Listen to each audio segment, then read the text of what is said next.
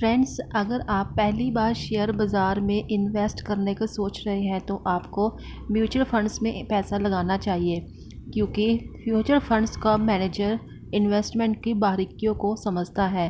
वह भविष्य में नुकसान का एस्टिमेट करके आपके पैसों को इस प्रकार से लगाता है कि आपको कम से कम नुकसान हो और साथ ही अच्छा रिटर्न भी मिल सके। इसलिए फाइनेंशियल एक्सपर्ट लोगों को म्यूचुअल फंड्स में इन्वेस्ट करने की एडवाइस देते हैं। म्यूचुअल फ़ंड क्या है, इसमें कैसे इन्वेस्ट करें, इसकी पूरी जानकारी आपको हमारी पहली बनाई हुई वीडियो में मिल जाएगी, जिसका लिंक आपको ऊपर आई बटन में मिल जाएगा और साथ ही डिस्क्रिप्शन बॉक्स में भी। तो फ्रेंड्स, आज हम म्यूचुअल फ़ंड की नेक्स्ट पार्ट की बात करेंगे, जिसमें हम जानेंगे कि म्यूचुअल फ़ंड की टाइप्स के बारे में और म्यूचुअल फ़ंड कैसे ख़रीदें। तो बने रहे वीडियो के एंड तक, कुछ भी मिस मत करना। So hello friends, welcome to JK Tech 1992। जैसे कि हम जानते हैं कि कई लोगों की साझा रकम को म्यूचुअल फ़ंड कहते हैं। म्यूचुअल फ़ंड कई प्रकार के होते हैं। सेबी ने म्यूचुअल फ़ंड्स को 5 टाइप्स में कैटेगराइज किया है। सबसे पहले हम जानेंगे इक्विटी फ़ंड के बारे में। इक्विटी म्यूचुअल फ़ंड को ज़्यादातर पैसा शेयर्स में लगाया जाता है। ऐसी स्कीम्स के फंड मैनेजर को कम से कम 65% रकम शेयर में लगानी होती है। बाकी बचे पैसों को वो बॉन्ड या फिर बैंक में रख सकता है। क्योंकि इक्विटी म्यूचुअल फंड को शेयरों में इन्वेस्ट किया जाता है, तो इनका रिटर्न भी शेयर मार्केट के हिसाब से मिलता है। यानी कि कमाई ज़्यादा है लेकिन रिटर्न भी इससे ज़्यादा है। ये फ़ंड उन लोगों के लिए अच्छा है जो लॉन्ग टर्म का रिटर्न लेना चाहते हैं। Number 2, balanced mutual fund. Balanced mutual fund आपके पैसों को शेयर और बॉन्ड दोनों में लगाते हैं।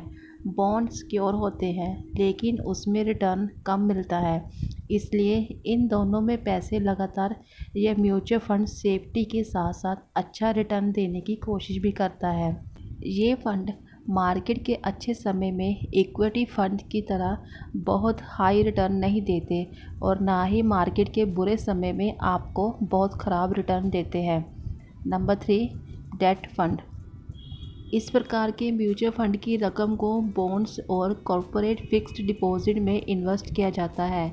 किसी डेट म्यूचुअल फ़ंड के साथ ये शर्त होती है कि उसका कम से कम 65% पैसा बॉन्ड या बैंक डिपॉजिट में लगाया जाए। क्योंकि डेब्ट फंड को फिक्स्ड रिटर्न देने वाले बॉन्ड में लगाया जाता है, इसलिए इनमें रिस्क भी कम होता है। Number 4, tax saving mutual fund. Tax saving mutual funds को इक्विटी लिंक्ड सेविंग स्कीम या ELSS भी कहा जाता है, क्योंकि इक्विटी लिंक्ड सेविंग स्कीम या ELSS में लगाए गए पैसे पर गवर्नमेंट टैक्स छूट देती है, इसलिए इसे टैक्स सेविंग म्यूचुअल फंड्स कहा जाता है।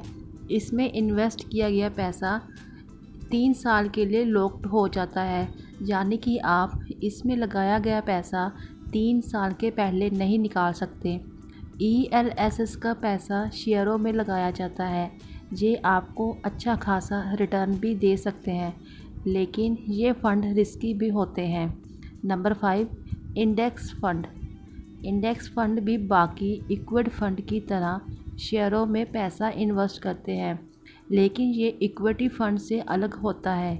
ये अपने हिसाब से चुने हुए शेयर्स में पैसा नहीं लगाता, बल्कि ये मार्केट इंडेक्सेस के स्ट्रक्चर की कॉपी करके पैसा लगाता है।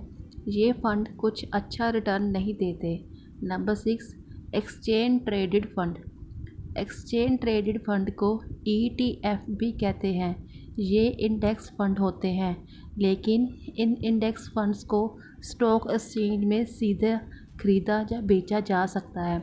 शेयर्स की तरह इनकी कीमत भी बाज़ार के घंटों के दौरान लगातार बदलती रहती है। इन्हें खरीदने के लिए म्यूचुअल फ़ंड डिस्ट्रीब्यूटर की ज़रूरत नहीं होती। Number 7, hedge fund. ये फ़ंड उधार फंड होते हैं। ये किसी रेगुलेशन की तरह बंधे नहीं होते और ना ही रिटेल इन्वेस्टर इनमें पैसा लगा सकता है।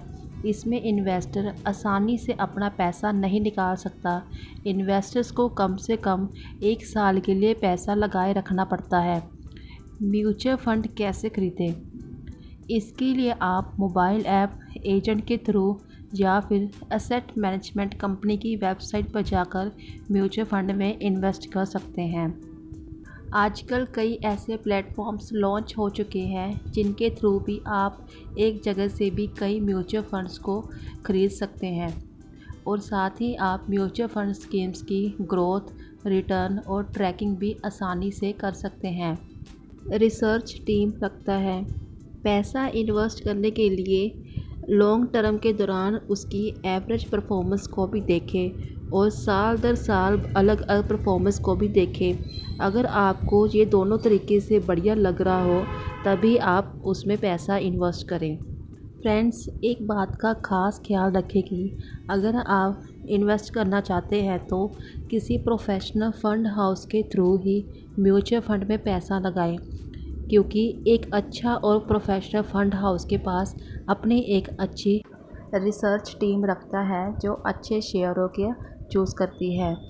अगर आप म्यूचुअल फंड में पैसा इन्वेस्ट करना चाहते हैं तो लॉन्ग टर्म के दौरान उसकी एवरेज परफॉर्मेंस को भी देखें और साल दर साल अलग अलग परफॉर्मेंस को भी देखें। अगर वह दोनों तरीके से आपको अच्छा लग रहा है तभी आप उसमें पैसे इन्वेस्ट करें। आई होप फ्रेंड्स आपको मेरा समझाया हुआ म्यूचुअल फंड्स के बारे में सब कुछ क्लियरली समझ आ गया होगा। अगर आपकी कोई क्वेरी होगी तो आप मुझे कमेंट में पूछ सकते हैं। फ्रेंड्स, अगर आपको वीडियो अच्छी लगी हो तो हमेशा की तरह वीडियो को लाइक एंड शेयर कर दीजिए। चैनल पर नए हो चैनल को सब्सक्राइब कर दीजिए। मिलते हैं फिर नेक्स्ट वीडियो में। Thank you friends.